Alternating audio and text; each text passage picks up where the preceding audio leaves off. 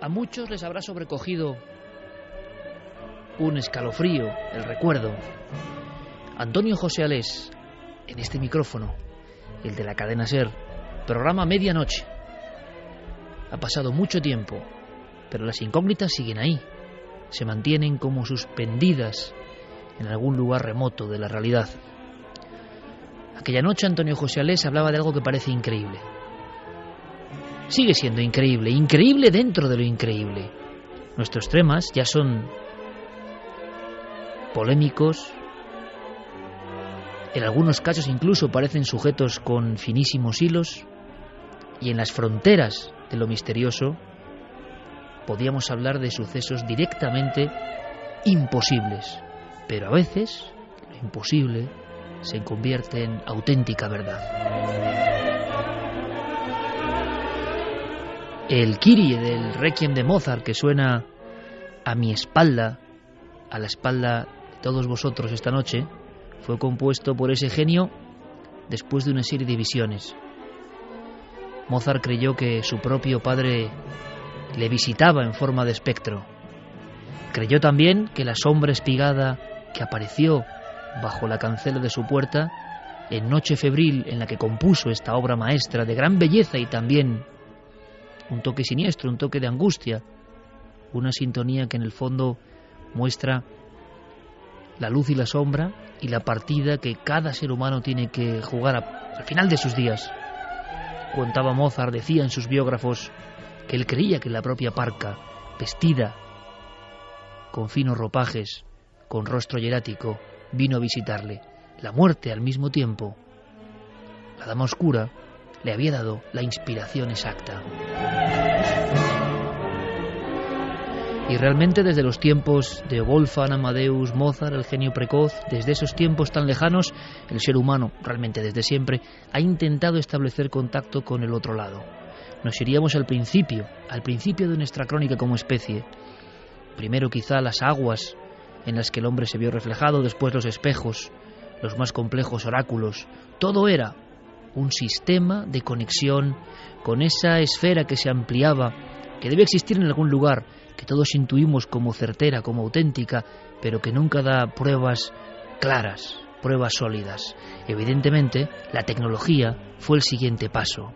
Y dentro de ese paso, la democratización, por ejemplo, de las líneas telefónicas, trajeron nuevos misterios. Misterios que hoy yo creo ni los más avezados investigadores, ni los más crédulos, ni los más fanáticos de la existencia en el más allá, casi defienden. Es muy difícil. Y sin embargo nosotros, recientemente, nos hemos encontrado un puñado de casos. Solo son eso, casos.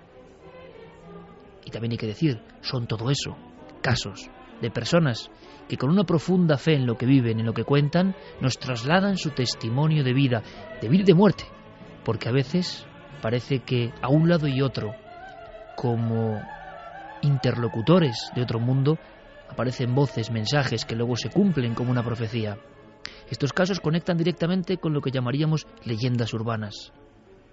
Pero esta noche nos vamos a dar cuenta de cómo algunas leyendas urbanas más bien parecen verdades que se han ido transformando, disfrazando con diferentes ropajes a lo largo del tiempo, llamadas desde el más allá.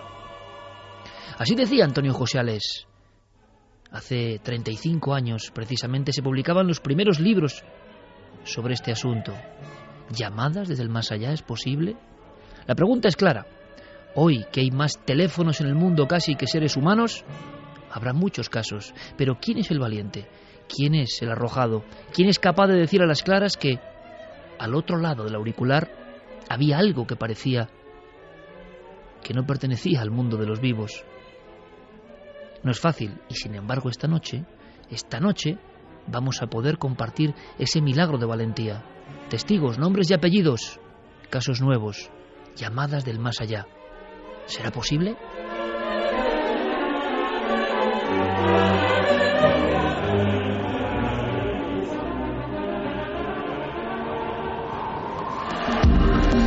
Nunca antes habías estado tan cerca de lo desconocido. Milenio 3. Cadena SER.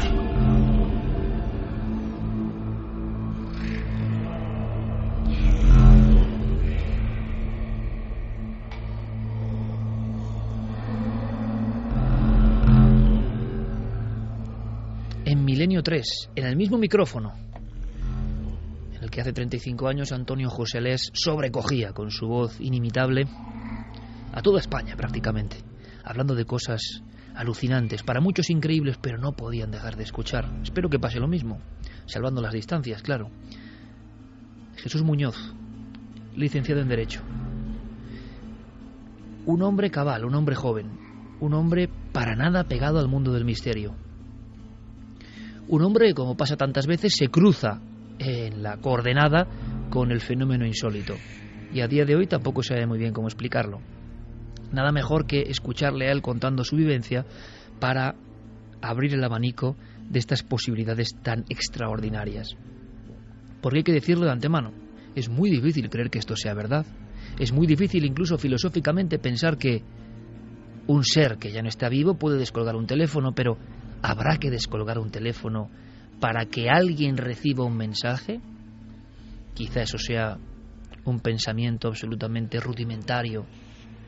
Y si hay un otro lado, y desde ese otro lado se pueden comunicar con nosotros, que yo no lo sé, pueden hacer que escuchemos cosas. ¿Será posible? Repito, incluso a través de la línea telefónica. Hay quien cree que los que moran allá siempre han intentado utilizar todo lo que ha habido entre dos mundos para hacer audible su eco, su señal. Jesús Muñoz. Una noche cualquiera, hace no tanto tiempo. Que lo cuente él. Bueno, pues la llamada se produjo hace unos 7 años, más o menos. Yo me encontraba en la cama, era entre las 3:30 y 4 de la madrugada. Suena el teléfono. Yo la verdad es que suelo ser de sueño profundo, pero no sé por qué esa noche me desperté enseguida. Fui corriendo a cogerlo.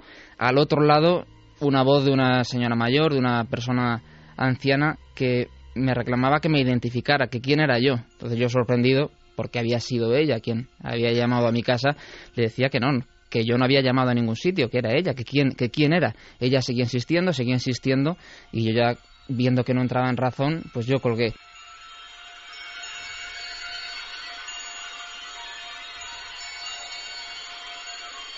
Una vez que ya volví a la cama, relacioné esa voz con la señora que cada verano bajaba a mi pueblo. Vi que el prefijo era de esta zona al norte de España, de la que era la familia que visitaba mi pueblo. Empecé a darle vueltas, como te digo, y por ese tono de voz, ¿no?, característico que se suele tener por el norte de España, viendo el prefijo y buscando en el ordenador, ya sí que relacioné con esa persona que nos visitaba cada verano.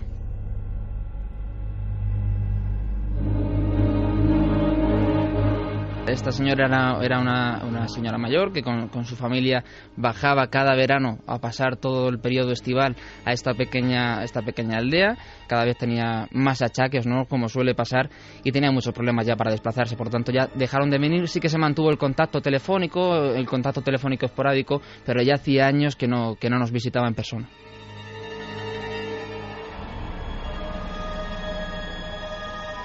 A la mañana siguiente yo permanecía todavía durmiendo, por lo tanto mi madre, que no se había despertado con la llamada, no tenía constancia ninguna de lo que había pasado, no hubo oportunidad de que yo se lo contara, y ella sí que por motivos de trabajo, pues cada mañana revisa el teléfono, hace llamadas, ve la lista de llamadas y vio la llamada de esta señora, y ella sí que inmediatamente, al ver el número, identificó el número. Ella lo que hace, evidentemente, se extraña y coge el teléfono y llama, dándole a rellamada. Por lo tanto, no hay lugar a equívoco de que se equivocara al marcar. Se le descuelga el teléfono y de nuevo la misma historia, ¿no? Diga quién es, y no atendía razones ni explicaba nada más. Por lo tanto, ya mi madre se extrañó todavía más, y lo que hizo fue colgar y llamar al teléfono móvil de la hija, que, para sorpresa de todos, lo que hizo fue comunicarle que esta señora mayor había fallecido la noche anterior. 1:42 a precisamente ese posicionarse en favor del misterio, porque sabemos que es muy difícil, muy complicado hacer lo que ha hecho Jesús Muñoz, por ejemplo, contar lo que a él le pasó. Su madre de testigo, su madre vuelve a hablar con esa figura a la mañana siguiente, madre e hijo. Pero es que Jesús Muñoz ha estado con nosotros, y no hace falta. Javier Pérez Campos, compañero. Buenas noches, Iker. Tú, que le conoces hace muchos años. Sí, hace muchísimo, amigos de infancia. Ha estudiado periodismo, licenciado en Derecho, y con qué tranquilidad, con qué claridad. Oye, es que, bueno, ¿qué conclusión tiene? Bueno, aquí lo importante además es eso, ¿no? Él nunca ha mostrado interés especial por el misterio, salvo que somos amigos y bueno, pues yo le he contado algunas cosas, ¿no? Y por eso me ha hecho conocedor de esta historia. Su conclusión, lo que nos contaba en la redacción hace unos minutos prácticamente, es que, bueno, esto es lo que a él le ocurrió, es lo que le ocurrió a su madre, pero fíjate, incluso a él mismo le extrañan ciertas cosas, como por ejemplo que esta mujer llamara a ellos como si fuera a darles un mensaje porque, bueno, tenían una relación, pero hacía años que no se veían personalmente, no tenían una relación muy directa porque ni siquiera vivían en la misma ciudad. Es decir, les chocaba que esta mujer, si hubiera querido dar un último mensaje, hubiera elegido a ellos para hacerlo. Y había una segunda cosa que les chocaba también dentro de toda esta historia, y es que esta mujer estaba muy anciana, estaba muy mayor y estaba tan impedida que era incapaz de llamar por sí sola. Cada vez que querían que llamara algún familiar, pues su hija o alguien que estuviera con ella tenía que marcar el teléfono. Por tanto, lo que es doblemente extraño es que ella hacía muchos años que no podía marcar las teclas del propio teléfono. Un elemento más que se repetirá en los casos porque evidentemente a raíz de estas novedades o de haber sido conocedores el equipo de Milenio 3 de una serie de más coincidencias, como suele pasar en el mundo del misterio, ya me entendéis, ¿no? Se conjuntan varios sucesos sin ninguna conexión entre ellos, pero que coinciden en la franja del tiempo, los investigamos y nos autoobligamos, para ofreceroslo a todos vosotros, a investigar un poco en este mundo, como digo, tan al límite incluso de los temas límites, o sea, están en la frontera, ¿no? En la frontera de lo increíble. Pero ¿qué mensaje habrá aquí?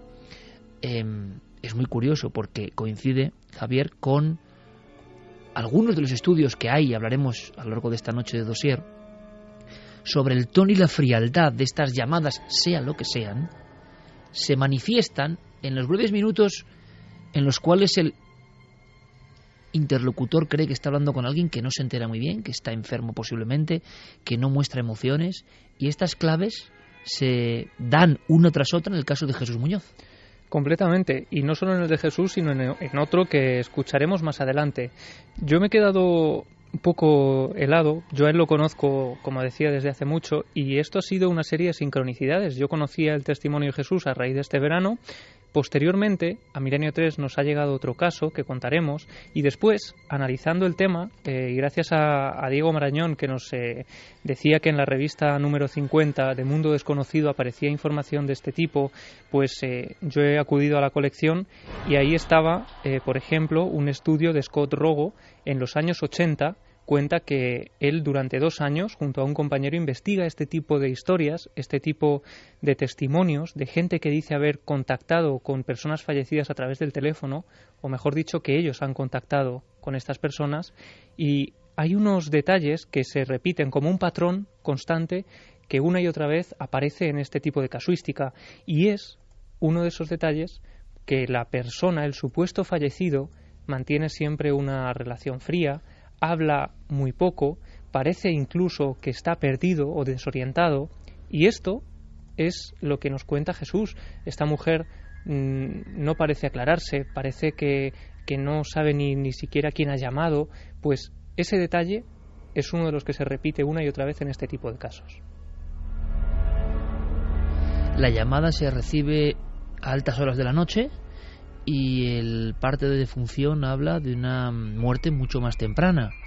Sí, además es un paro cardíaco, es decir, que no había posibilidad de que ella estuviera agonizando e intentara llamar en esos últimos momentos de su vida. Y no solo eso, sino que su madre, la madre de Jesús, cuando habla con esta mujer es por la mañana. Y la madre reconoce la voz de esa mujer a la que conocía.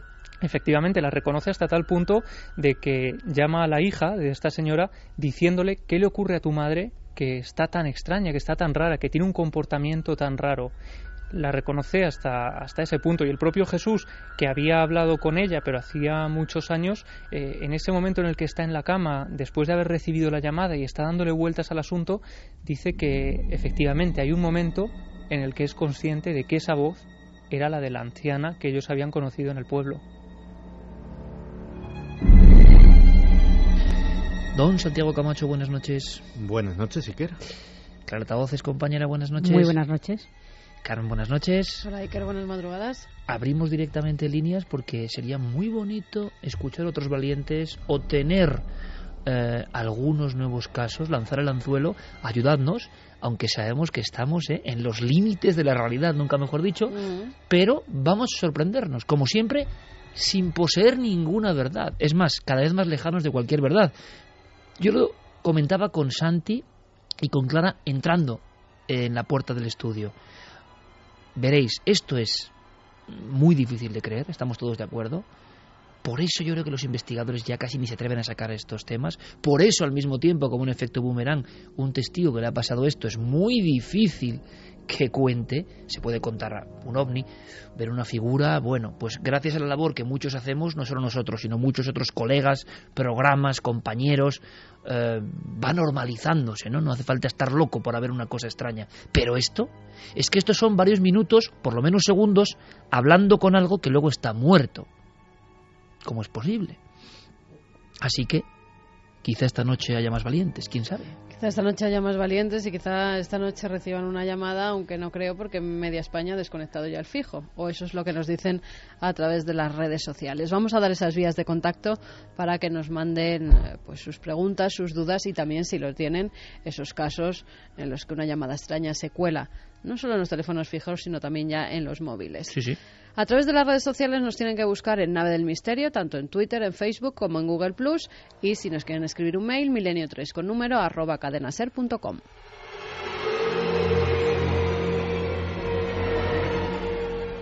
En la banda sonora original de este programa, nuestro compañero Noel Calero, Fermín Agustín, por supuesto, Fermín Agustí, por supuesto, en la redacción. Es que el hombre está creciendo, ¿no? Y nosotros incluso le incorporamos letras a su apellido por su gran labor.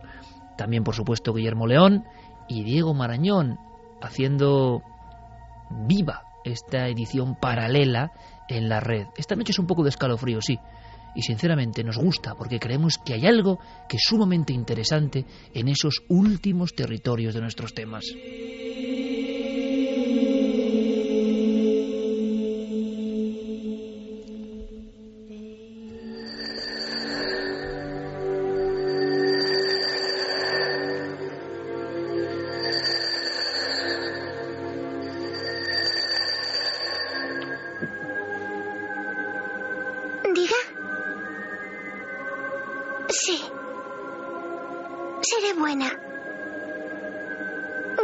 Te quiero. Buenas noches, abuela.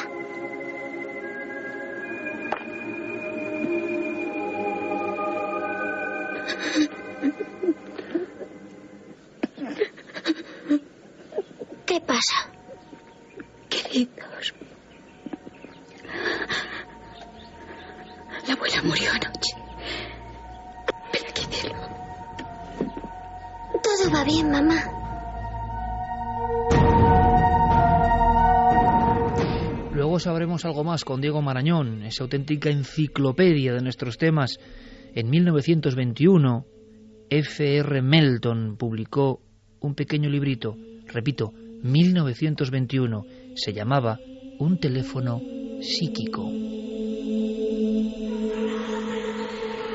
En 1925, en Brasil se publica Voces del Más Allá por teléfono. Hay una historia, nunca mejor dicho, oscura, paralela, de la que ni los investigadores del misterio, creo yo, quieren ni hablar. Pero nosotros queremos hablar de todo. Por ejemplo, con otro suceso que nos ha dejado de piedra. No hay que añadir mucho más. Vosotros, oyentes desde hace muchos años, algunos desde hace 12 años, ni más ni menos, sabéis muy bien lo que transmiten algunas voces. A veces es nerviosismo, a veces es angustia. Puede que haya casos donde hayáis notado pues cierta fantasía, es posible. Pero ya nos vamos acostumbrando, es como un radar interno que tenemos. Y en ocasiones las voces tienen una rotundidad, una fuerza, un aplomo, que no quita un ápice de misterio al suceso. Es más, nos demuestra, nos fija la idea de que lo han vivido realmente. Así ocurría con Jesús Muñoz y así ocurre con Adela Caballero, nuestra siguiente protagonista. Javier, habría que dibujar un poco antes de escucharla. Tiene mucha fuerza, repito, su trabajo, ¿no? Su vida cotidiana, porque además es una persona que precisamente por su oficio estaba muy acostumbrada a saber lo que es un teléfono, a llamar, a recibir comunicaciones, a escuchar cosas, me imagino, a veces un poco extrañas, pero nunca hasta este nivel. Sí, Adela está acostumbrada efectivamente a utilizar el teléfono porque es su herramienta de trabajo. Ella trabaja como operadora telefónica para una empresa de Internet, una famosa empresa de Internet, y ella lo que realiza cada día es coger el listín telefónico, eligen una zona del mapa donde van a implantar o van a intentar vender un producto y ella tiene que ir llamando a los clientes para venderles y explicarles cómo es el producto de esa empresa. Y llegamos a una llamada concreta que se produce. Pues hace unos 6 años aproximadamente, además también es en la zona norte de España donde ellos están llamando en esos días. Ella coge el teléfono después de varias llamadas a lo largo de ese día y hay una de ellas que se le queda extrañamente marcada. Bueno, imaginamos además un lugar, no estamos hablando de la casa de uno, que puede ser más impresionante, ¿no? En la soledad. Me estoy acordando ahora del teléfono negro, esa historia que nos traía Clara Tauces hace unas semanas, ¿no? No, hablamos de un lugar, lo imagino, diáfano, con más personas trabajando en esta comunicación de vender los programas, los sistemas, las ofertas de su compañía, y la extrañeza, porque esa llamada no se parece a ninguna otra. Que nos lo cuente ella. Bueno, sonó el teléfono, un timbre, 2, y me respondió pues una voz masculina, una voz de chico al otro lado. Dígame, me dijo el chico, y yo pregunté pues por la persona que figuraba en el registro del ordenador. En este caso era una mujer, y dije directamente, ¿es el domicilio de María? Y me dijo el chico, sí, es aquí. Claro, yo le pregunté por ella mayoritariamente y le dije si se encontraba en casa. Y él me dijo, no, soy su hijo Rubén. Bueno, pues le informé, pasé a informarle, le expliqué que había un servicio muy novedoso de Internet. Sí que era una llamada un poco extraña.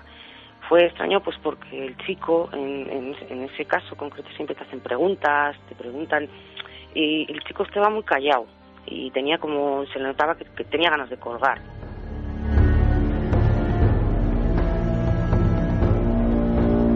Esa semana, como tengo así algún problema respiratorio y tal, tuve que coger la baja. Cuando volví, me reincorporé, pues tenía trabajo bastante atrasado. Entre eso y bueno, que había faltado una semana y demás, pues yo ya no me había olvidado de la llamada hasta que estaba haciendo pues un repaso en el ordenador y mira, pues tengo aquí el chico este, y dijo, es que hace pasado un mes, te lo informé y tal, y bueno, volví a llamar y bueno, después de 2 o 3 tonos de llamada, pues al otro lado me salió una mujer, una señora, así pues mayor, y le dije, buenos días y tal, ¿es usted María?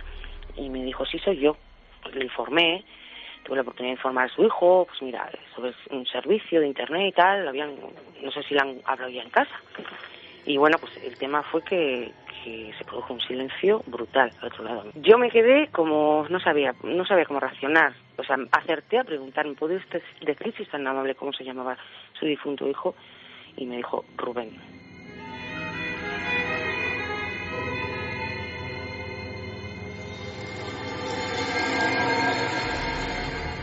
Al principio pensé que me habían colgado. Y yo, claro, decía, ¿sí me oye usted, señora? Y ella me contestó, ¿qué es esto? Me dijo, ¿esto es una broma de mal gusto? Y yo me quedé pues extrañadísima, es que no sabía a qué se refería. Pues yo me puse pues un poco nerviosa porque me cortó con un tono como la mujer, apurada, triste y además enfadada. O sea, a la señora se le notaba que estaba irritada. Y me dijo, mire señorita, yo soy una mujer mayor viuda. O sea, toda mi familia ha trabajado pues durante generaciones en el puerto, se dedicaba a la pesca y demás. Y el único hijo que tenía yo murió hace 1 año en la mar, en un accidente. De hecho, este mes, o sea, es que se cumplía el aniversario.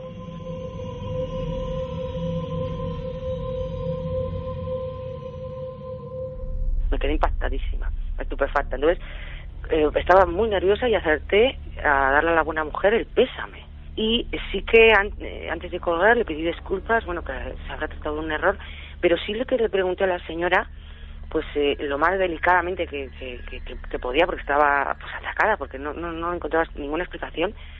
Si ese día me podía haber atendido al otro lado del teléfono, pues yo que sé, un nieto o un vecino, o había alguien en la casa, algún chico, y que no, y claro, fue tal su negativa y tal que yo no quise ya importunarla más y colgué. De hecho, yo cuando colgué aquel día el teléfono, mi compañera que estaba sentada enfrente en la oficina me vio que me quedé blanca.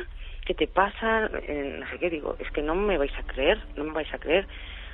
Y no sé, la señora era dulce, transmitía tal soledad que es que no sé, hasta fíjate que hasta pensé que el hijo se aseguraba de que alguien hablara con su madre o de, no sé, no le encontraba explicación.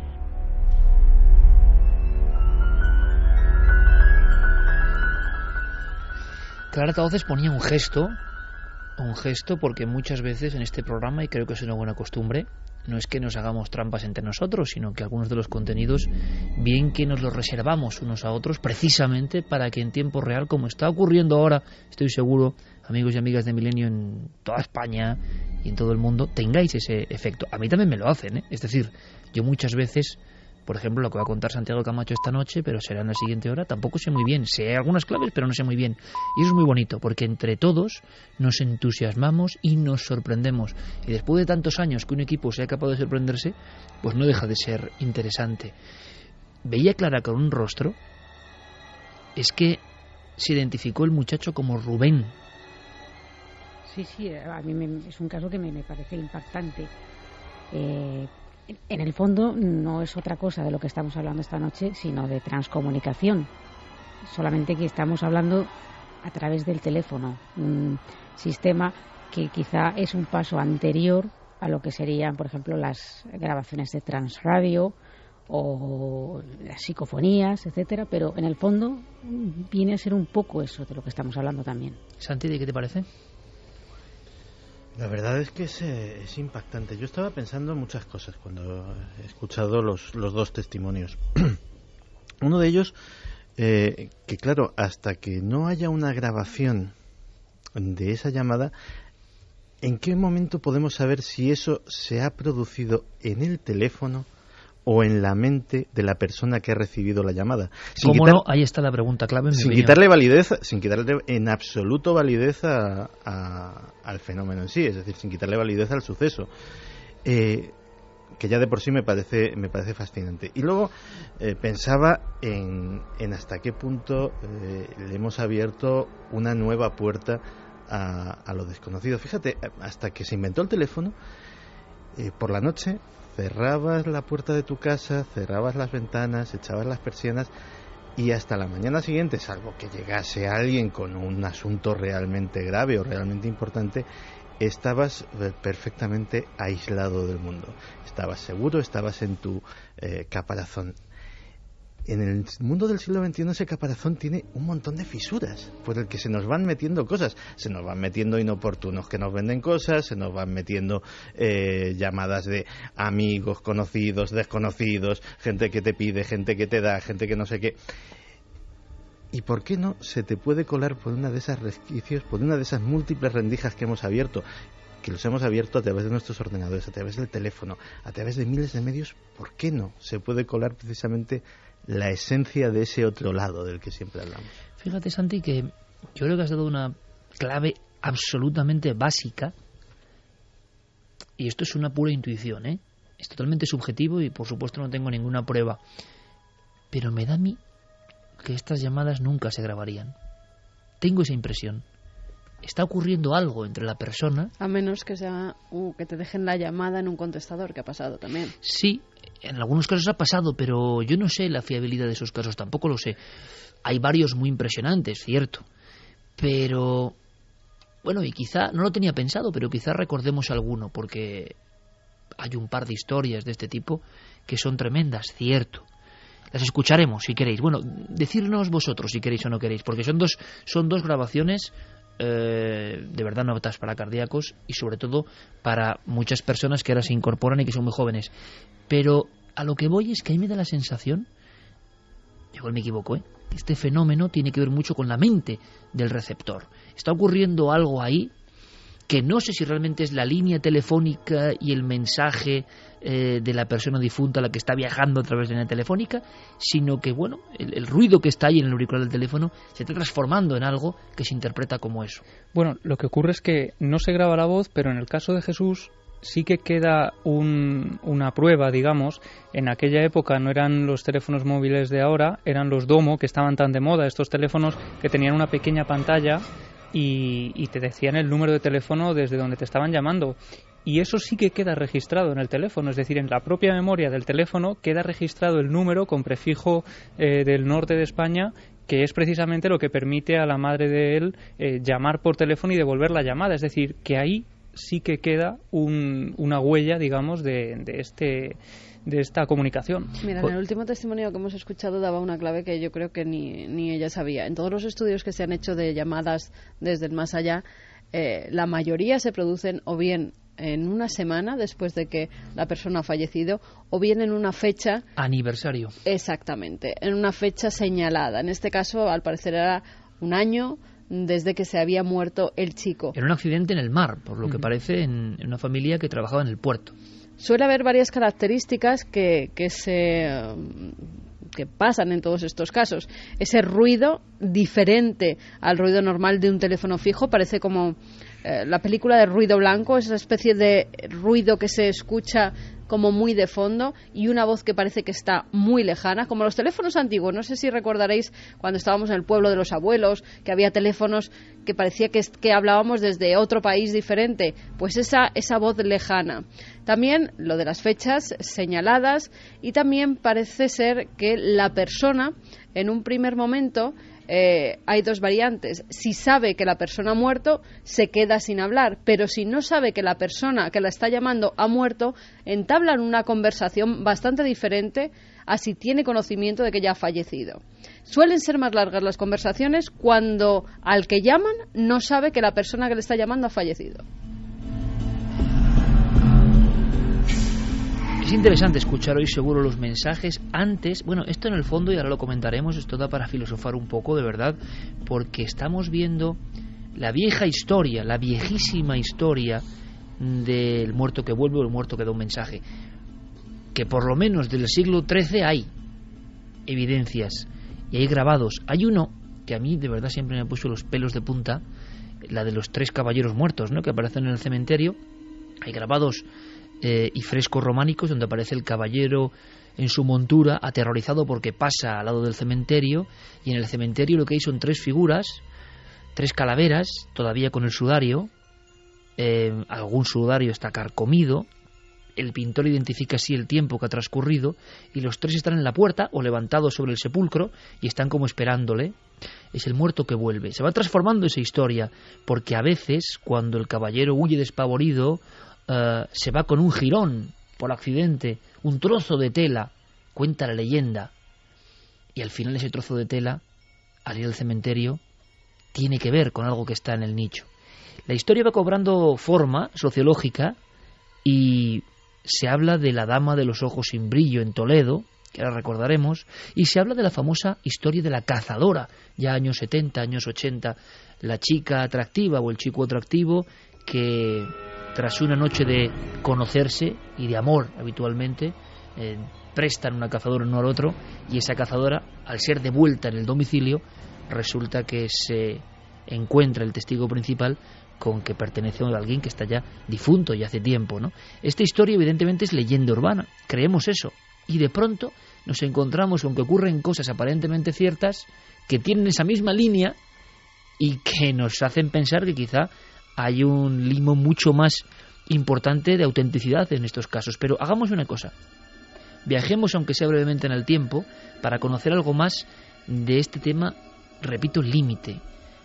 Algunos los llamaron a estos casos contactos telefónicos anómalos.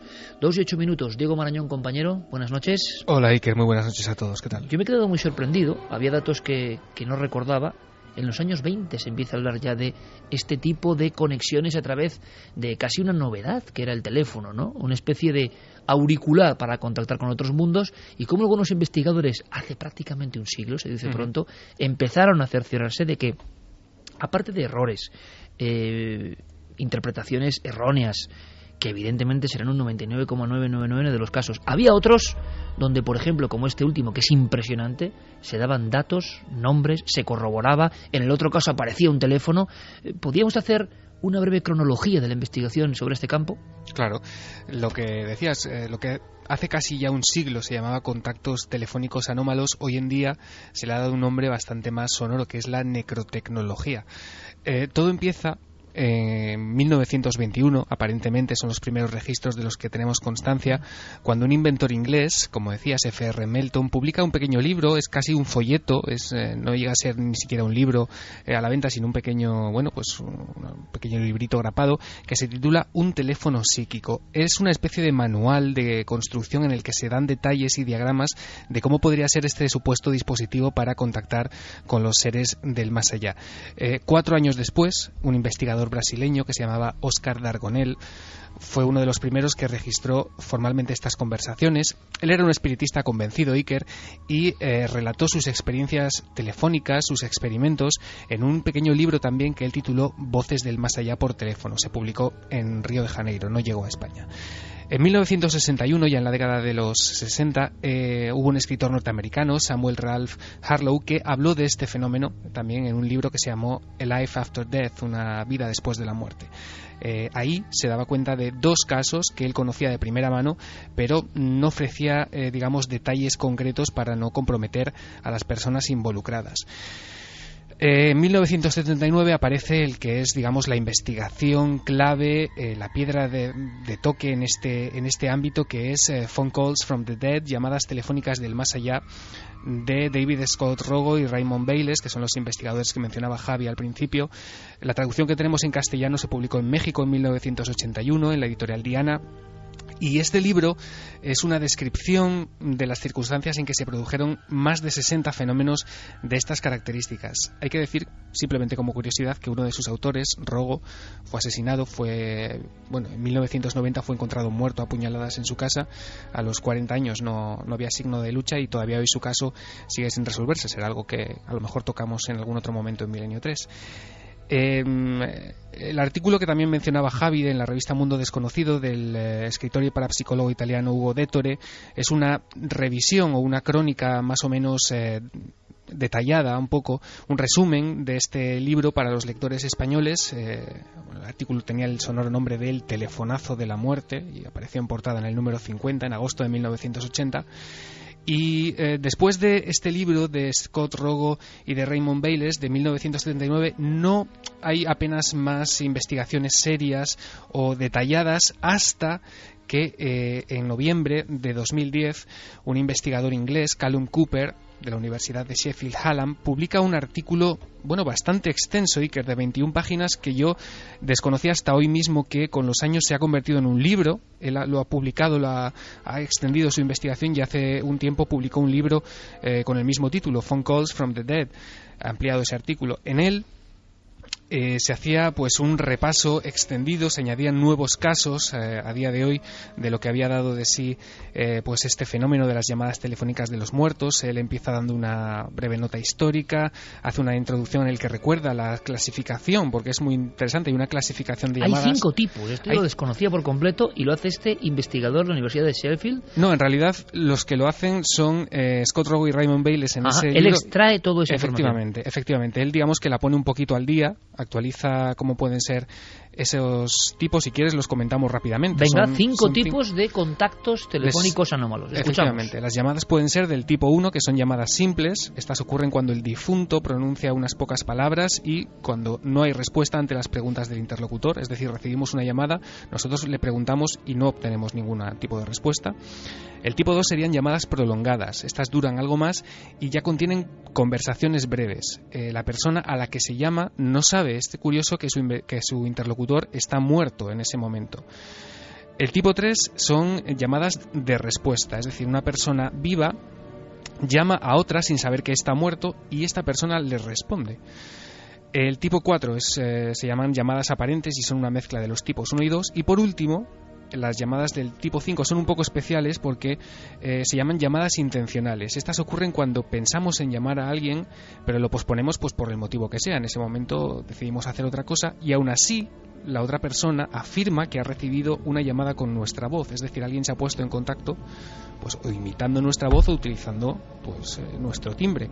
Es el equivalente, dicen, a las apariciones, pero en este contexto de las llamadas telefónicas.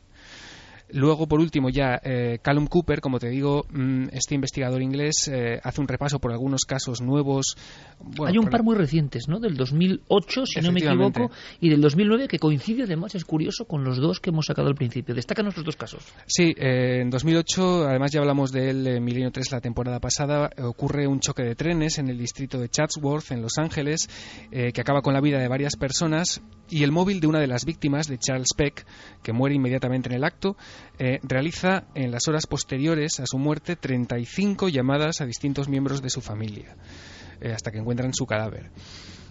Un año después, en diciembre de 2009, es Catherine, una investigadora de este fenómeno, ¿no?, de las voces electrónicas, quien le cuenta su caso a este investigador y le dice que 3 años antes, en 2006, ha recibido en su buzón de voz un supuesto mensaje de su madre y de su suegro.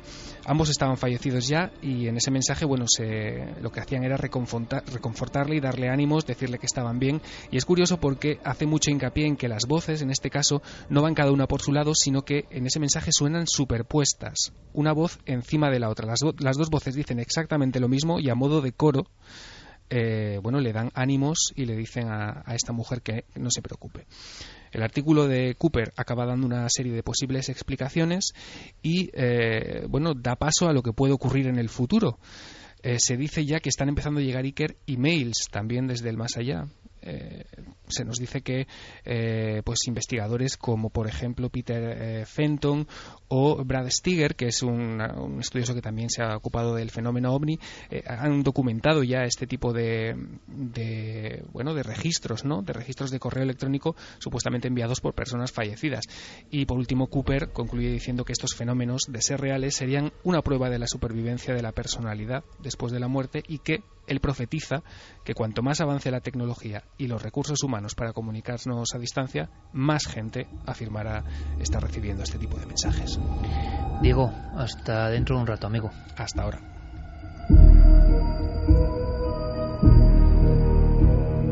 ¿Qué dice nuestro público a las 2:16?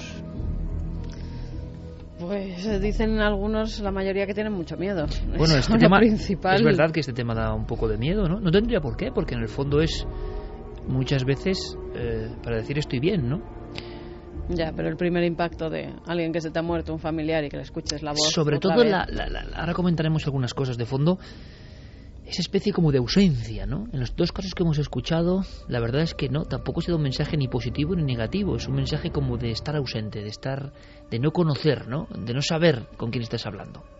Vamos con los mensajes de los oyentes. Lorena Nogales dice: vivimos tan apegados a la tecnología que no es de extrañar que la usen para comunicarse con nosotros.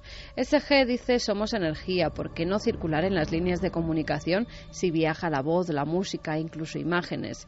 Reyes: no es la primera vez que sucede algo extraño con la tecnología. También pasó con una madre, un bebé y un aparato. Sí, los aparatos vigila bebés. Deli Jiménez: también hay testimonios de comunicación vía ordenador y televisión. María José Pulido: hay testimonios de llamadas a desconocidos que han dado incluso sus datos de dirección. Luego estos conocían a la familia en el luto. Bubu Alberto: Raudive no llamó por teléfono a un compañero después de muerto. Sí. Lo pusisteis vosotros la temporada pasada. Raudive, uno de los pioneros, ¿no?, de la transcomunicación, o investigadores que empezaron a hablar de, digamos, las pesquisas en torno a la comunicación posible con el más allá, siempre ha sido protagonista, verdad o no, me parece muy discutible, pero por lo menos ha habido voces, fenómenos, bromas, lo que sea, donde aparecía su nombre, ¿no? En varias ocasiones, además, a varios investigadores parece ser que ha aparecido la voz de Raudive en sus grabadoras o incluso en los teléfonos. A una investigadora italiana al parecer habló con ella y esta le conoció perfectamente la voz, e incluso hicieron experimentos luego con las grabaciones de Raudive y con la voz que ella había podido captar. Y nunca mejor dicho, ¿no? Parece que en muchas ocasiones el misterio es eso, cruce de líneas. Vamos a conocer una historia que pasa en Granada, en un ambiente sociocultural además muy concreto y que no tiene nada que ver con lo que hemos escuchado hasta ahora. Gente bastante humilde y que sin embargo esto llegó a los juzgados, es posible. Yo lo recuerdo de hace varios años de tocarlo como noticia, pero en una noche como hoy tiene que aparecer, aunque sea brevemente, esta historia.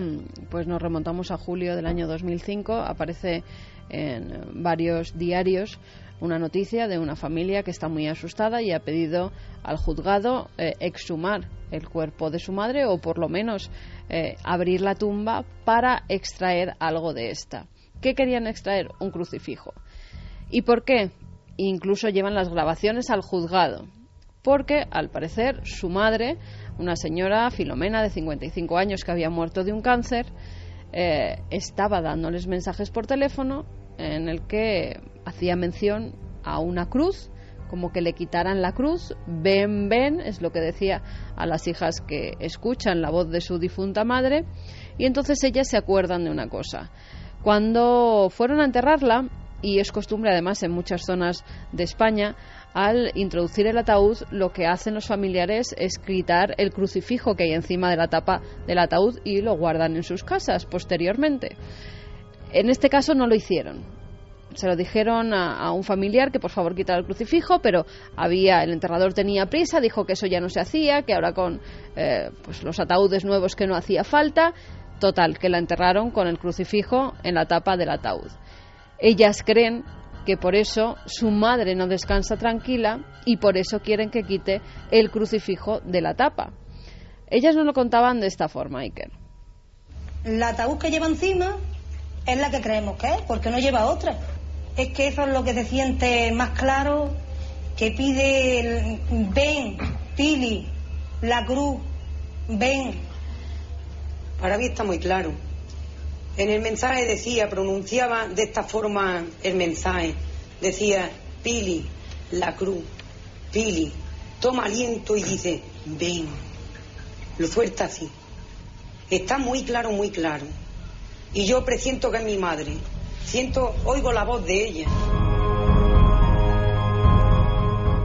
Ellas presentían que era su madre, creían fervientemente que pues era una llamada desde el más allá y por eso, con toda su buena intención, fueron al juzgado para pedir permiso. Claro, tú imagínate el juez cuando recibe a esta familia con unas grabaciones diciendo que su madre desde el más allá quiere pues que abran la tumba. El juez dice que eso no es competencia suya porque no sabe cómo actuar. Total, que al final no pudieron abrir la tumba, aunque estas llamadas fueron cogidas por las hijas en varias ocasiones. Me puse yo a hablar con ella y entonces le dije, mamá, si eres tú, di que sí, y si quieres que vayamos al cementerio, di que sí. Yo le dije las palabras porque le costaba trabajo hablar, y entonces ella dijo sí, hasta sí. Sería uno de los casos paranormales, entre comillas, porque la familia creía de verdad que estaba hablando con la difunta madre, que han llegado a parar a un juzgado. Que conozcamos, o ha sido por cosas, movimientos de objetos en los edificios, pero por una llamada telefónica de un posible familiar fallecido, nunca en la historia que yo haya conocido se ha llevado hasta un juzgado para esa exhumación. Mi madre no lleva ninguna cruz más, nada más que la cruz que tiene encima de la tapa. Una persona muy cristiana, ¿no? Era muy creyente. Muy creyente.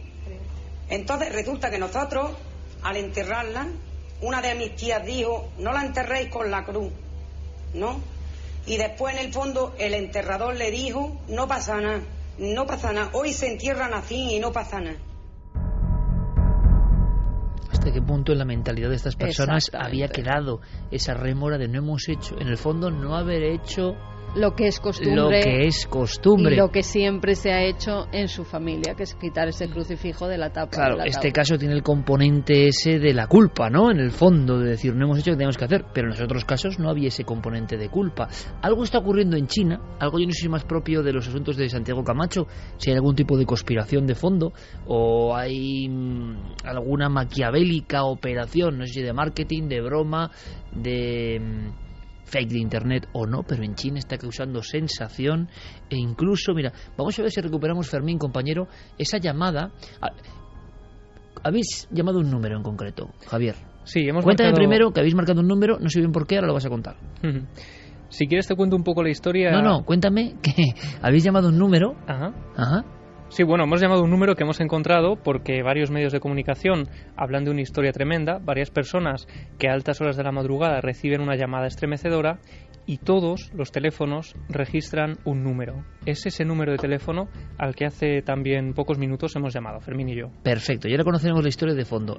Hay un número que surge en muchos teléfonos a la vez en China y que nadie sabe a qué se debe. Y salía esta voz. Sorry, this number is not in service at this time. Bueno, un mensaje que informaba en chino y después en inglés que ese número, digamos, que no estaba operativo o no estaba en servicio. Pero ¿qué está ocurriendo? Ahora es cuando se cuenta la historia, que muchas personas recibían en su pantalla de móvil una llamada y que de fondo había la sensación, casi parece de película, yo no sé si habrá algo de marketing aquí de fondo o no, de aquello de última llamada, porque eran llantos de bebés, lamentos, alguien como agonizando y un montón de personas recibiendo. Hombre, si esto es marketing o hay algo de fondo, desde luego no sé hasta qué punto esto debe estar prohibido o no, porque puedes dar un susto de muerte. Bueno, el tema desde luego estaba causando auténticos escenas de terror y un fenómeno social, ¿no? Ha aparecido en los medios de comunicación chinos, sobre todo, y hablaba de que, sobre todo en los primeros meses de 2013, se interponen hasta cerca de 200 denuncias de personas que a eso de las 4 de la madrugada... 200 denuncias. 200 denuncias. O sea, no solo 200 testigos, sino 200 denuncias. 200 personas, además, que denuncian que esto está ocurriendo, cuentan que a esas horas de la madrugada reciben una llamada. No las 200 consiguen hablar con eso. Algunas de ellas encuentran ya por la mañana que tienen una llamada perdida y viene de este número de teléfono, siempre el mismo número de teléfono. Pero los que consiguen hablar con ellos, porque les despiertan, porque tienen el teléfono con sonido, aseguran que se escuchan unos gritos como de socorro, el llanto de un niño y posteriormente el sonido de como si alguien se estuviera ahogando.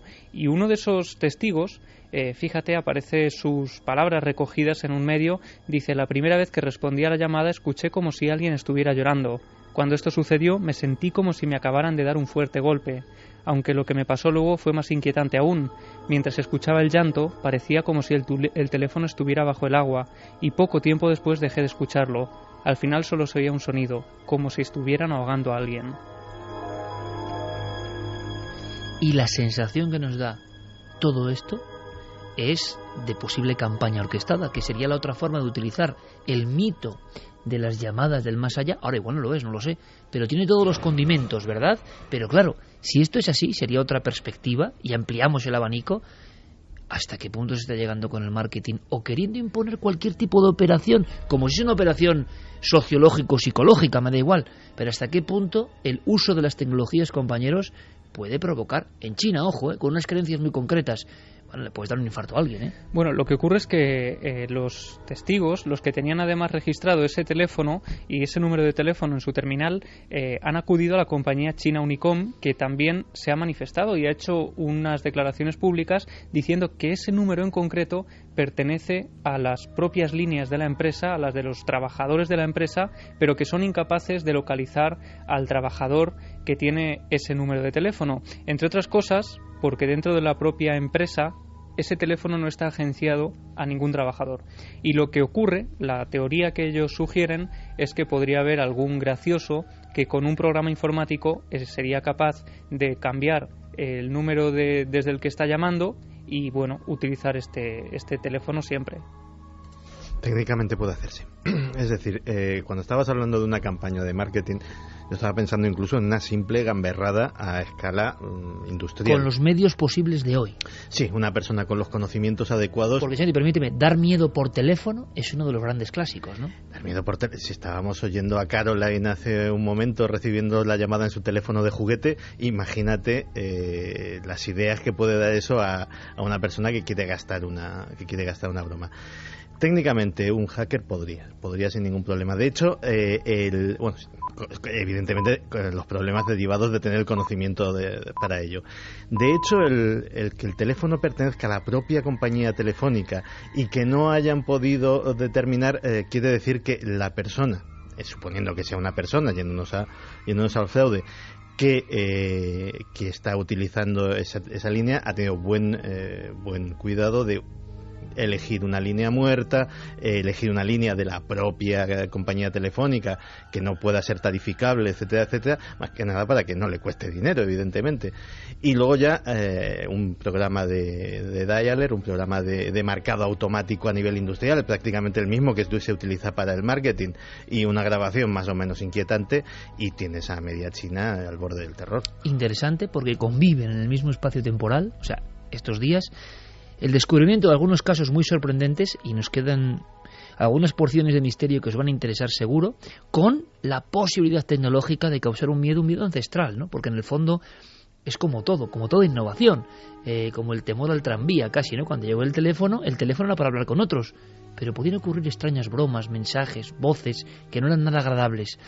Y también, como en todo, parece que hay un porcentaje de auténtico misterio. Antes de pasar a la experiencia de una mujer que nos va a contar Clara, y que vamos a escucharla como estamos escuchando hoy todos los testimonios, casi de seguido, casi haciendo una crónica, ¿no? Y luego ahondaremos, porque ahora vamos con extrañas llamadas, extrañísimas, es como conjuntar ambos mundos, pero que parece que anuncian algo, o que la casualidad hace que se produzcan justo en cierto momento. Pero tenemos dos grabaciones, porque antes Carmen comentaba, y yo, sí, en este caso, en fin, pido no disculpas, pero son conocidas por parte de los investigadores, sin duda alguna, pero me estoy imaginando la cantidad, y lo sabemos, de gente que se incorpora, nuevas generaciones, al programa, y después lo que estamos contando son grabaciones que a mí me siguen impresionando. Yo no sé lo que es, pero me siguen impresionando. Lo lógico y racional es pensar que hay algún tipo de cruce de líneas, que tienen explicación, y casi es lo mejor y lo más sano para quedarse tranquilo. Porque, por otro lado, es absurdo, casi físicamente, racionalmente, que esto ocurra. Ahora, tienen algo, estas grabaciones, que nos conectan directamente con esos miedos ancestrales que todos tenemos a la llamada del extraño, a la llamada de lo inesperado. Son dos casos los que hemos seleccionado. Uno es una especie de quejido angustioso. Es una persona, se lo debemos al investigador Pedro Amorós, lo contó en su día en el programa, si no me equivoco era la provincia de Alicante, y resulta que en el contestador, a cierta hora, se encuentra la familia con una llamada. Pero es que, claro, aquí podemos pensar, es un error cronológico de la grabación, es un error de los dígitos, bueno, parece que no ha habido ningún fallo, pero si no recuerdo mal, el mensaje daba una fecha concreta y se recibió cuando el sujeto principal protagonista estaba ya fallecido.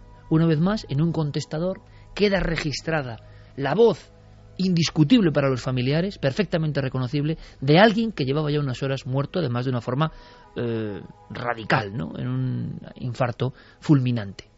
Pero sin embargo, en el contestador se queda una llamada que se produce después. ¿Es posible?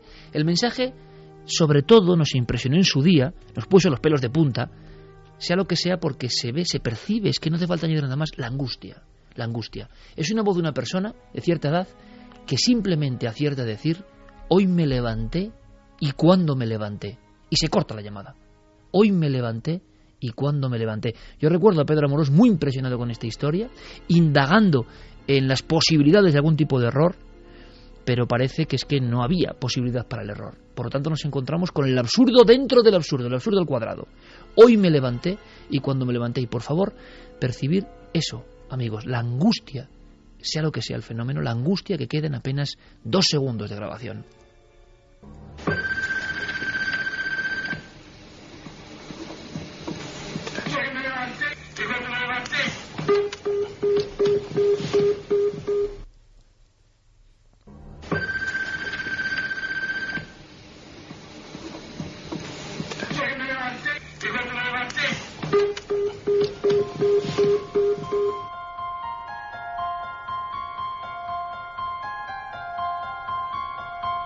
posiblemente nunca lleguemos a saber qué ocurre. Si realmente ese hombre, aún con vida, pudo hacer una última llamada, y esa angustia es la angustia de alguien real, que está a punto de recibir el susto, ¿no?, tremendo de un infarto. Pero todas las comprobaciones parece que daban por imposible esta posibilidad. Por otro lado, hay otra grabación todavía mucho más dramática en su contenido.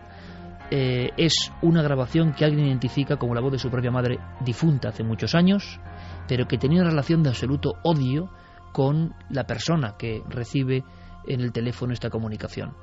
Claro, lo que dice directamente es Furcia, varias veces, Furcia. Es uno de los clásicos del misterio y que yo sepa, desde luego merecería una reinvestigación profunda, ¿no? A lo que vamos es a lo que a nosotros nos sugiere todo esto. ¿Errores o algo más? Escuchad una llamada ya con más de 2 décadas y 3 de antigüedad y que dice este insulto, ¿no? Desde luego, si es otra cosa y no es paranormal, está muy logrado, ¿eh? Y la persona que lo recibió no me extraña que tenga un auténtico shock. Imaginaos recibir en los viejos contestadores este mensaje.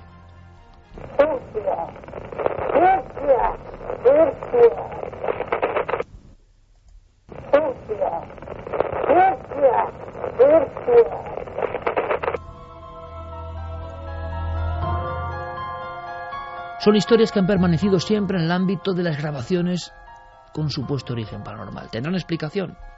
Seguramente. Pero estamos ahondando y profundizando en un ámbito muy desconocido. Las llamadas darían para mucho, ¿verdad? No solo son llamadas donde se representa la voz o aparece, o quién sabe, de supuestas personas que ya no están en el mundo de los vivos, sino que hay curiosísimas profecías. Y Clara, haciendo una labor especial del archivo y la investigación muy reciente, nos trae una historia que de verdad es muy sugerente, pero también es angustiosa. Todo lo que viene del mundo del teléfono y las comunicaciones parece especialmente angustioso, Clara. ¿Podemos dar paso a este testimonio contando que es una persona además que se dedica al mundo del libro, de la comunicación, una gran profesional? Pero es que en este caso hay una diferencia, es que hay 3 llamadas. Sí, esto es lo más curioso, es decir, si escuchamos, son 3 cortes, si escuchamos los cortes por separado, o alguien nos cuenta esto por separado, diríamos, bueno, casualidad. Pero cuando estas casualidades suceden en el tiempo y siempre que ha ocurrido esto ha desencadenado un suceso luctuoso, en este caso hablamos de 3 llamadas, 3 muertes. Pero es que encima son una familia. Exacto. Que esto es lo que me deja ya, o sea, es diferente época, diferente tiempo, y las víctimas, lo que nos van a contar, y luego, claro, nos aclarará más cosas, es que son una familia que prácticamente desaparece a golpe de llamada. Entonces, yo creo que lo mejor es escuchar a Ana de Valencia, que nos lo cuenta ella tal como fue. Pues mira, la primera vez fue hace más o menos 14 años. Suena el teléfono fijo, nosotros estábamos ya en la cama, mi marido y yo, y me levanté yo a cogerlo. Y no contestaba nadie. La impresión que me daba a mí, seguramente por la hora, después de un ratito de silencio, es que se reía alguien. Y claro, eso me mosqueó y dije, ala, que se vayan a donde te imaginas. Les colgué el teléfono, a quien fuera, y me fui a la cama. Y poco después, vuelve a sonar el teléfono y entonces ya se levantó mi marido. Y ya no era una llamada ni de risas ni de nada, era mi suegra que le estaba diciendo a mi marido que se había muerto su padre. La segunda vez ya habían pasado unos años, vivía en otra casa y ya no fue con el fijo. Me sonaba el teléfono móvil. Lo cogí, vi que era mi hermana, descuelgo y el caso es que yo la oía. Iba hablando y la impresión que me daba era que estaba caminando y hablando con alguien. Y digo, ya está, esto es una de esas llamadas que se hacen solas con el móvil, que se aprieta un botoncito y llaman. Hacen llamada al último sitio que has llamado, es lo que pensé yo. Estuve gritando el nombre de mi hermana y al ver que no contestaba, pues al final colgué. Y no sé si fue ese mismo día o al siguiente, me vuelve a sonar el móvil, pero para cuando llego ya se había cortado. Pero sí estaba registrado el nombre de la persona que me había llamado. Así que le llamé, pero el móvil estaba apagado. Entonces, más tarde me llamó esa persona y me dijo, ¿qué quieres? Y digo, no, ¿qué quieres tú? Uy, pero tú no me has llamado. Total, que al final le dije, no, a ver, yo tenía una llamada tuya a esta hora. Y me dijo, eso es imposible, porque a esta hora yo estaba en unas conferencias y el móvil lo tenía totalmente apagado. Y entonces ya me quedé así un poco parada, digo, uy, dos llamadas tan seguidas y tan raras y siempre pasa algo. Efectivamente, esa semana se muere el suegro de mi hermana, la misma a la que había estado escuchando por el móvil.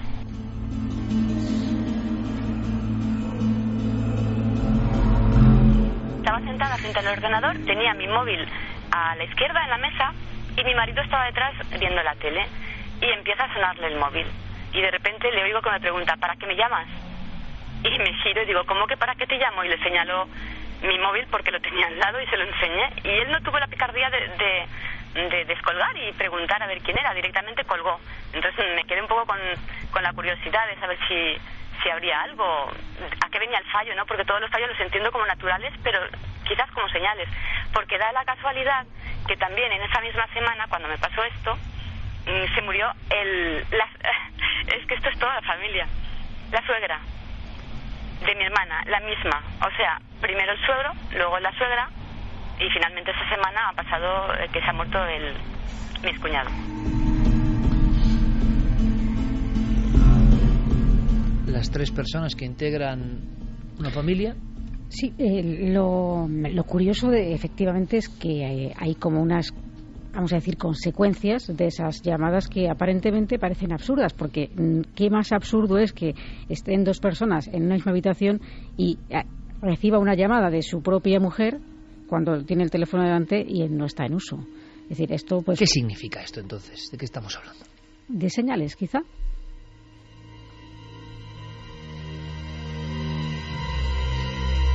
¿Y señales de qué? Pues esto es... Claro, yo creo que las señales se pueden interpretar de muchas maneras. Hablando con Ana, me decía que no es la primera vez que le ocurren ese tipo de señales, que la verdad no usa ya mucho ni el móvil ni el teléfono fijo si puede evitarlo, y que este tipo de señales no le suceden ya con esta tecnología, pero sí le vienen sucediendo otro tipo de señales con otras cosas. Entonces, quizá hay personas que tienen, o quizá nos rodea un lenguaje simbólico del cual no somos conscientes en el día a día, porque estas cosas se pueden tomar como una cosa absurda en un principio, una cosa que tenga una lógica, una explicación, y sin embargo hay otras personas que tienen esa capacidad de prestar atención a aquello que nos rodea y a descifrar esa especie de lenguaje simbólico. Hablábamos de leyendas que han trascendido los siglos y el tiempo, y las historias que hemos contado en este dossier, en el fondo, vienen a indicarnos lo de siempre, que no sabemos casi nada, que se puede producir eso que pensamos que es leyenda pero que es verdad, y que hay un mensaje profundo, hondo en todo esto. Claro, yo creo que 3 llamadas diferentes desde su gestión, bueno, los hechos han ocurrido y con una sola familia, que es lo que me parece intrigante especialmente, porque por desgracia se nos mueren amigos, por desgracia se nos mueren seres queridos, por desgracia hay accidentes, hay enfermedades, bien lo sabemos, pero que sea una familia completa la que, digamos, sucumba y siempre antes, horas antes o días antes existan estas llamadas, nos deja ante la complejidad del mundo del misterio, ¿no? Yo creo que las señales es algo que nunca acabamos de comprender bien, porque no hay ningún catálogo de señales, ¿no? Siempre es algo extraordinario, algo que aparece de una forma y que tiene una lectura profunda, pero que nosotros ya prácticamente hemos perdido cualquier conexión con ella. Terminamos el dossier, si os parece, compañeros, con mensajes. Yo no sé si habrá personas que hayan recibido algún tipo de llamada o es mucho más complicado de lo que parece. Sí, nos han escrito algunos mails contándonos pues que o ellos o gente que conocían han recibido alguna llamada un tanto extraña.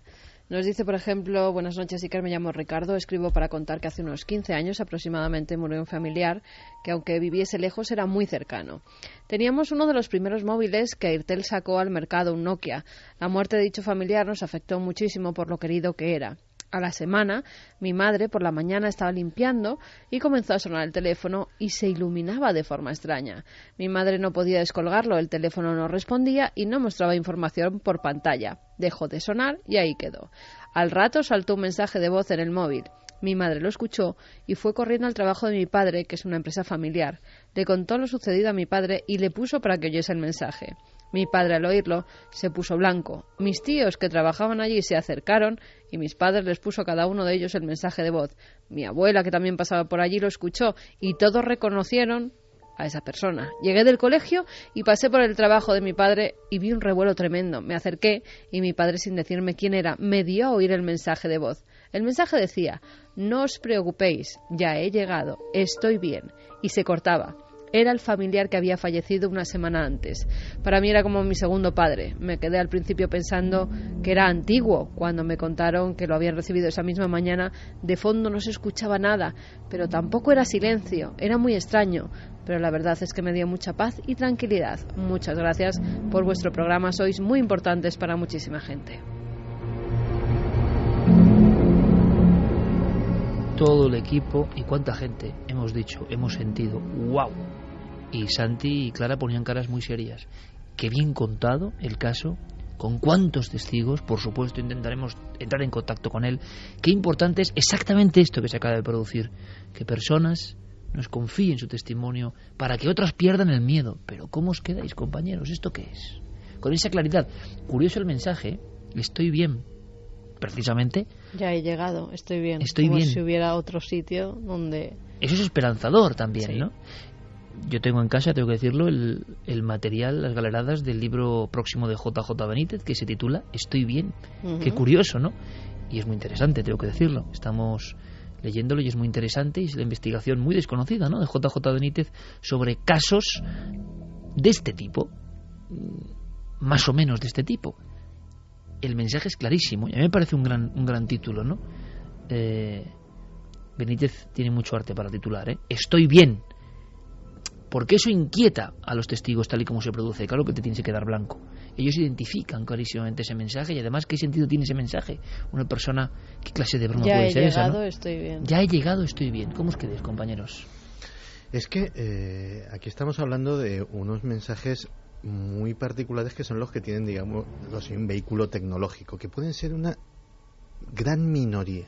Pero si hiciésemos, y yo creo que si hiciésemos, aunque fuera aquí, entre nosotros, una encuesta sobre cómo se han despedido de ti tus seres queridos, cómo te han hecho llegar el mensaje de que están bien, de que han llegado bien al otro lado, a través de diversos medios, a través de sueños, a través de casualidades, a través de imágenes o de sucesos que pasan en tu vida en esos días posteriores, nos encontraríamos con una abrumadora mayoría de nuestros oyentes, y vamos, pongo la mano en el fuego a que eso sería así, es decir, no muchos, no, la mayoría, y diría que hasta el 80%. Sí, señor.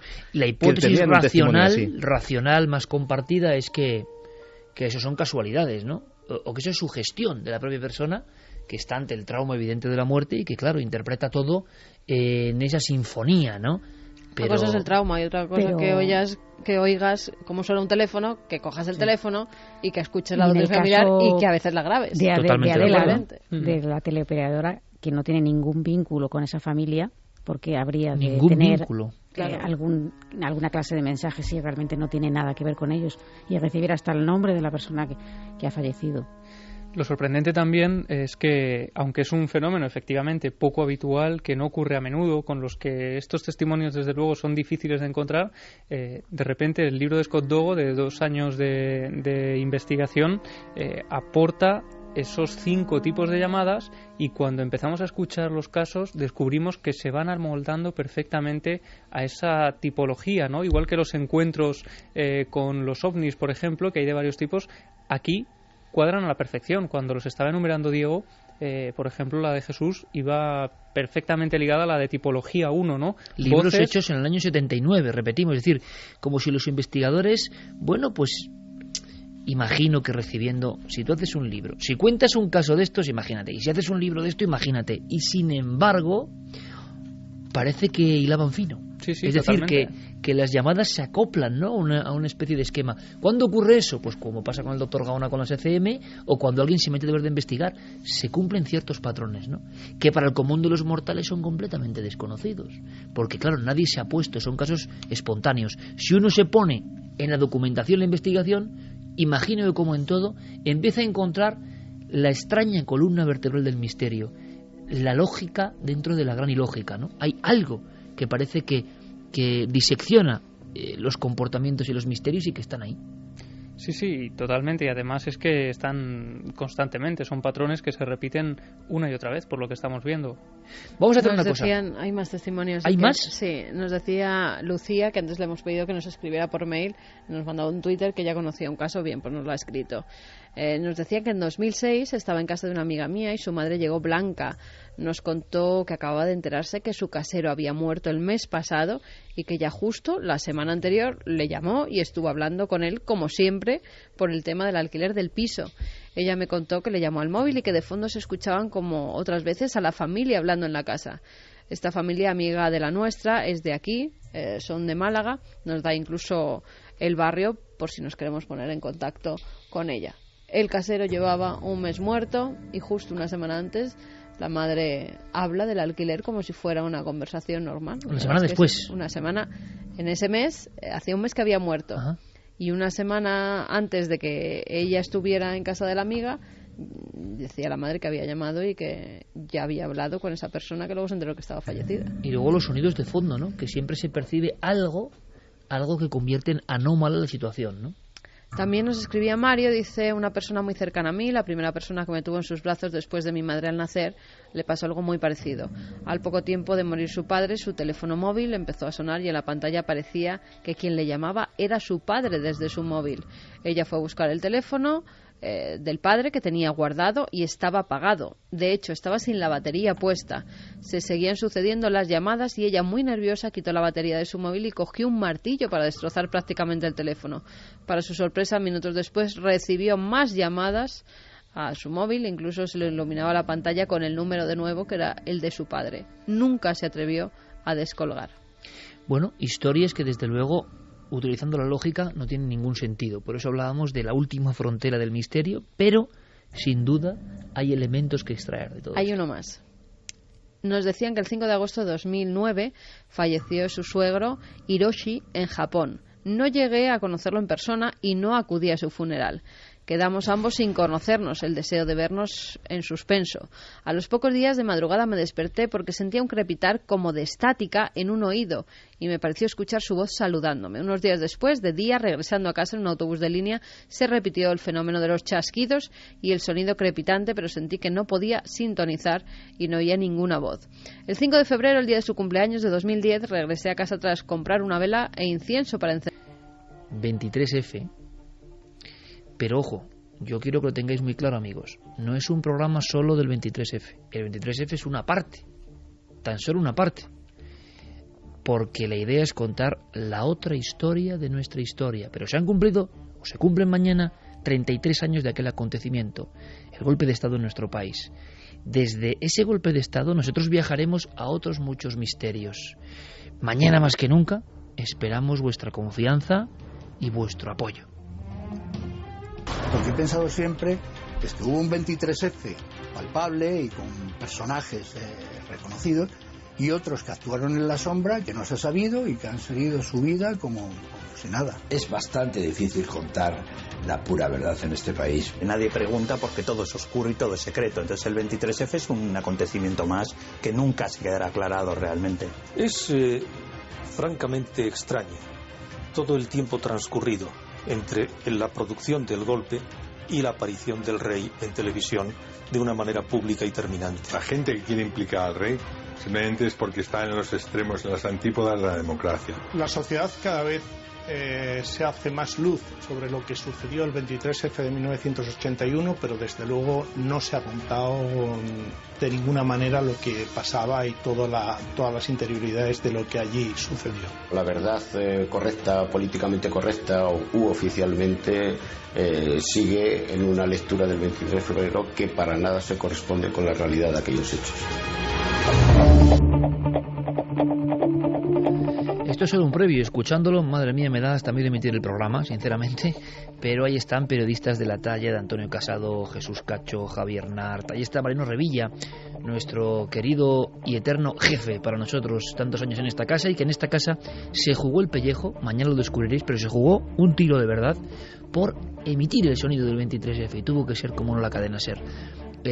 Hizo un truco que le pudo costar la vida a Mariano Revilla, y mañana nos lo cuenta.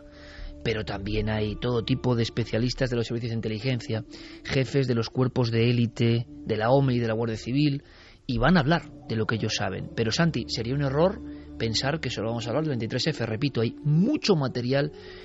Es un esfuerzo tremendo en tiempo récord, hay unas recreaciones increíbles y es un viaje para conocer la cara B de nuestra historia, en un solo programa. Claro, porque muchas veces hemos hablado de quién mató a Kennedy, quién tumbó las Torres Gemelas, hemos centrado nuestra atención en conspiraciones o en historias poco claras de Estados Unidos y de otros países.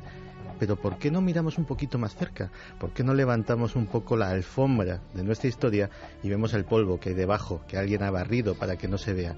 Y vamos a hablar no solamente del 23F, que también, y también lo analizaremos con profundidad, sino también de asesinatos poco claros, de muertes que pudieron y que de hecho cambiaron la historia de nuestro país, de sociedades secretas que han estado en la sombra desde hace mucho tiempo, desde hace siglos, controlando también los devenires de la historia de nuestro país, y de otras más nuevas que llevan menos tiempo pero que también tienen una influencia palpable. En definitiva, vamos a hacer el gran libro de las conspiraciones españolas condensado en un solo programa de Cuarto Milenio. A ver si esto exactamente ahora es una muestra de apoyo. Fermín Agustí, compañero. Buenas noches, Iker. En Twitter ya somos Trending Topic, Milenio 3. Gracias. Pues a ver si lo somos mañana, porque tenemos primero competencia con maravillosos programas. Estoy seguro que van a hacer una buena obra de divulgación, y seguro que muchos dicen, hombre, no hables de eso. Pues sí, seguro que es una noche para ver muchos programas, grabar otros, y por favor, si podéis ver Cuarto Milenio, mejor que mejor. Pero, por ejemplo, la muerte del duque de Cádiz, yo creo que nos vamos a sobrecoger mañana, Carmen, nos vamos a sobrecoger. Pues sí, porque... Cuéntame sobre una cosa que es increíble. Dime. Murió, no decapitado, algunos dicen guillotinado, no es así, el duque de Cádiz. Vamos a hablar de conspiraciones contra la monarquía, pero es verdad que la persona que tenía ese cable en la mano, que prácticamente decapitó al primo del rey, desapareció como si fuera un fantasma. Totalmente, se lo tragó la tierra, no se volvió a saber nunca más de él. Es más, nunca ha hablado ni ha testificado en ningún sitio. Asesinatos de presidentes, 5 presidentes españoles, y detrás logias, sociedades secretas, la masonería. ¿Y el poder de las sociedades secretas hoy cuál es? Debates, investigación. Y bueno, como ha contado Santi, el dossier B, la otra cara de nuestra historia. Mañana en Cuarto Milenio os esperamos a las 10:30. A las 10:30, y creo que va a ser muy sorprendente. Yo creo que vamos a aprender cosas, que es lo importante. Nos vamos a sorprender y quizá nos vamos a alarmar. Pero ya nos hemos lanzado, así que, bueno, ahora todas las noticias con nuestros compañeros, como siempre en la SER, y después continuamos con un montón de cosas en Milenio 3.